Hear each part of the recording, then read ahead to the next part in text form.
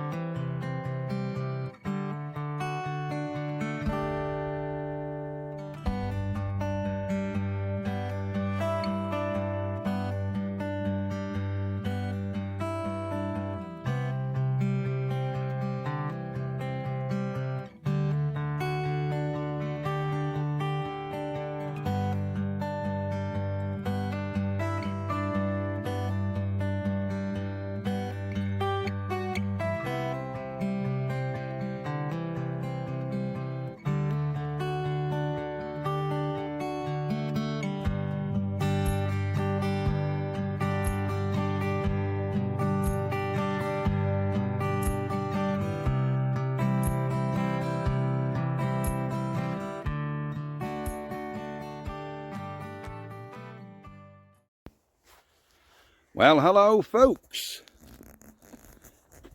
and here we are back again to go for another little trundle down to look at this little bridge we just come over.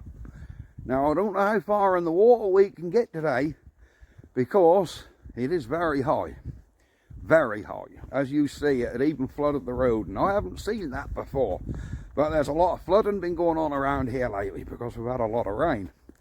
But this is Narford, little tiny village. Now I've always known this village as Bortbridge Road village, this road. I've always known this as Bortbridge Road. What the real name of it is, I do not know.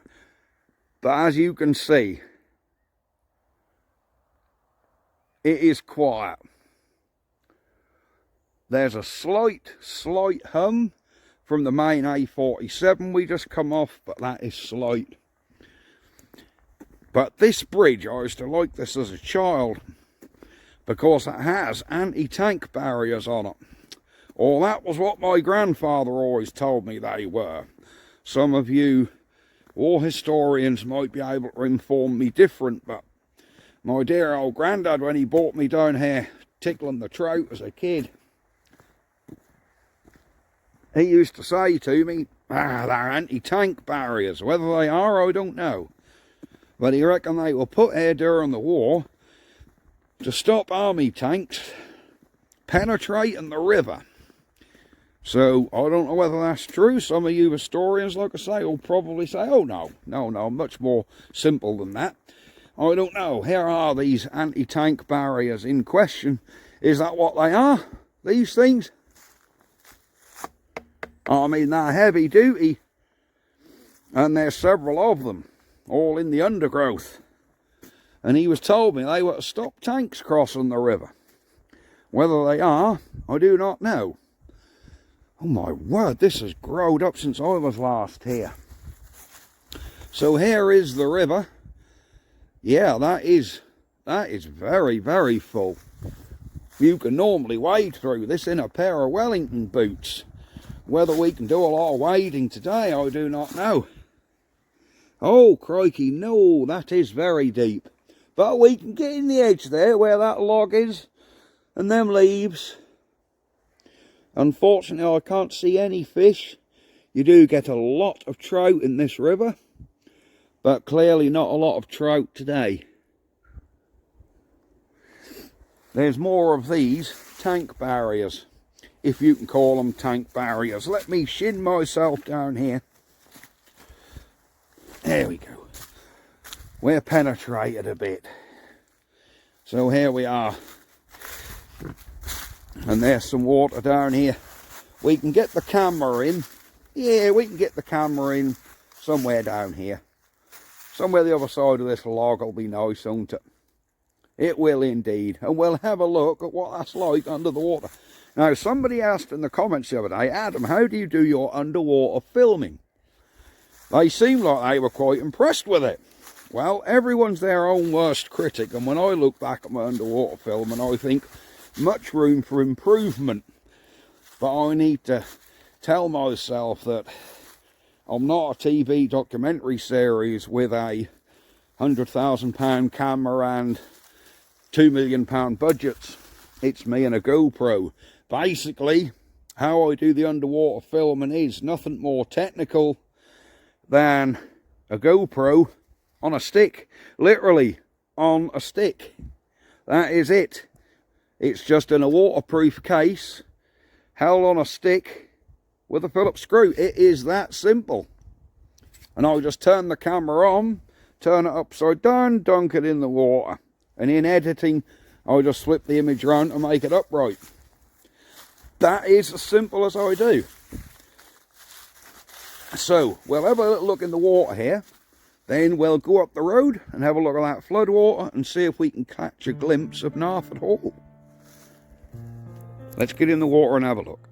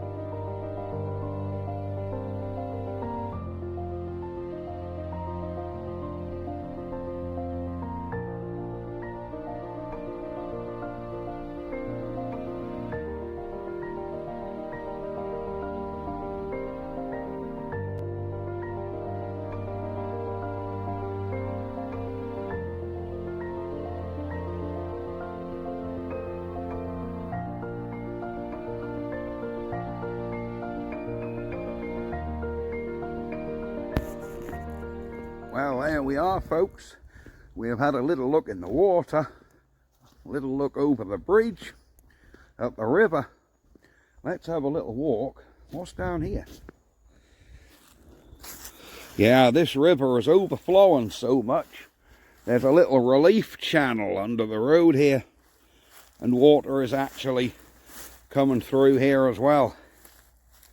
So yes, this is not normally that full of water. This is normally a small dike you can virtually stand over. So yes, we have certainly got a lot of water about here. Yeah, there is certainly a lot of water here. We'll perhaps drop the camera down in there. I think I can scoot around and get in, and we'll have a look in there. But for the minute, let's have a look at the flood over this side. Yeah, this is normally dry. Yeah, there's even another dike up there which is filled up. Oh crumbs, yeah, this is not normally all here. Nothing like this. So yeah, we are very flooded.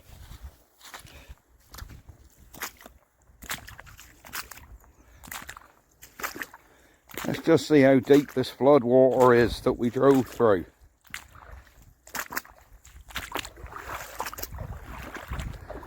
I'm having to pick my feet up now because that's getting quite deep. Here's where the water come across the road. There we go. So she's coming across the road. I should say this is not terrifically deep. It was certainly safe to take the car through, and it's kind of running off the road down here and a bit further up.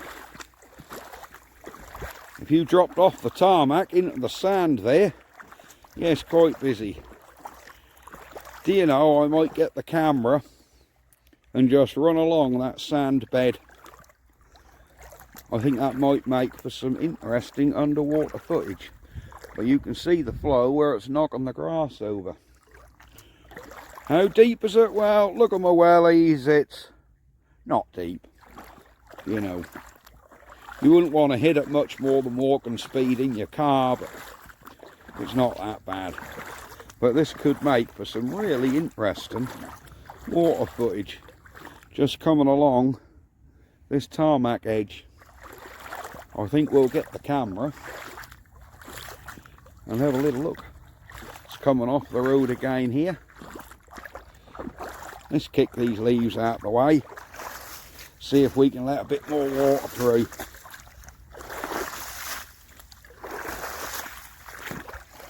There we go. We've made a bit of a channel now, look, where the water can get through.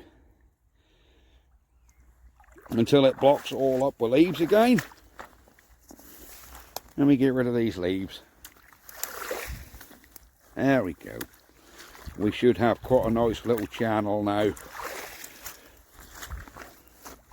Hopefully that'll let some of this water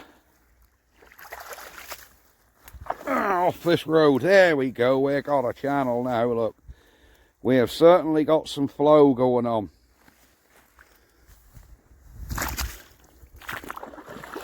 So here's our flood, guys. And here's our water. There's actually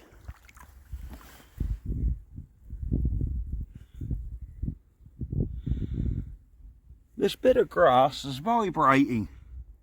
Why is that vibrating, guys? See that? That little bit of grass there is violently vibrating. Look. Why is it doing that? None of the other blades of grass are, just that one. It's really vibrating. Interesting.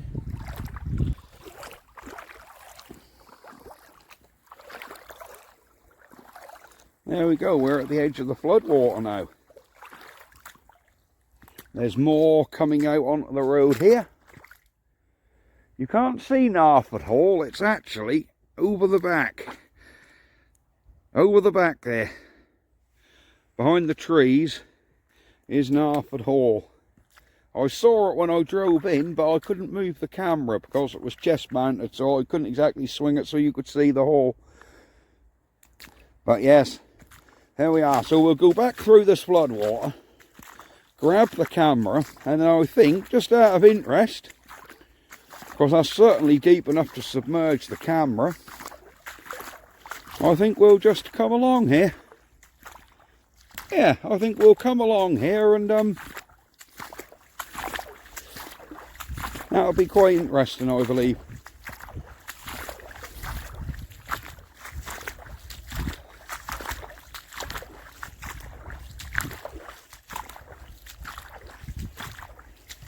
Very interesting. Right, let's get this camera back in the water.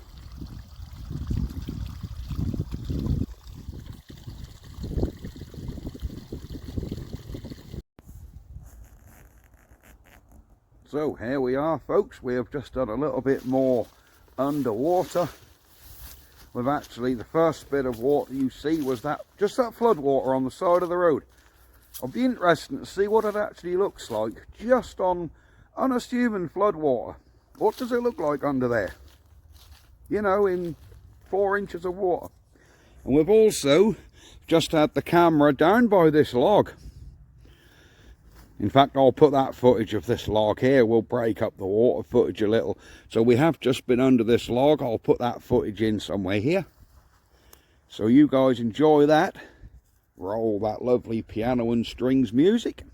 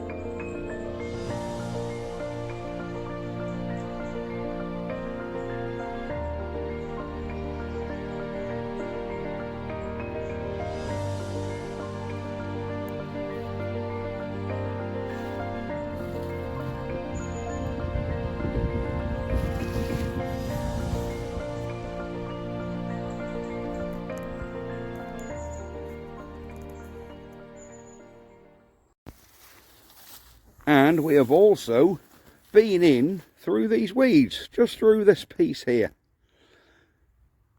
I've gone in as high as my wellies will let me.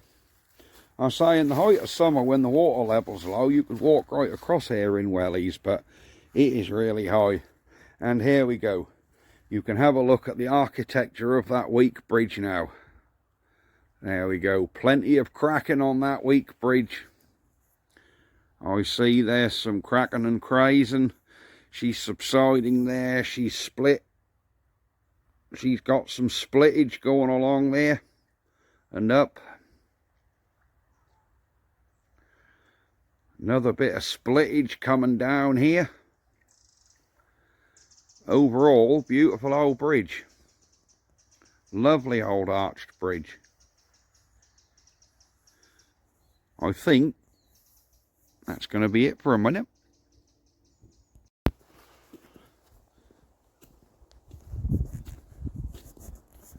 Well, folks, the photos have been taken, and yes, we will get them posted up on the end of the video, so keep here to see the stills I've taken from my little walk. So yes, thank you very, very much for watching Walks and Waters UK. Like and subscribe. This is a new channel, and I would like to get some subscribers on here. And I'll certainly start posting much more videos like this. But for now, this is going to be it from the River Nar at Nar Ford. Absolutely beautiful down here. And all the time I've been down here filming, there hasn't been one car go past. Not one. That's how quiet this road is. And I've been down here, a good hour, I think. So yes, we're going to go back to the car, and we will see you guys on the next video. So, thanks for watching. All the best from Walks and Waters. See you next time. Bye bye, guys.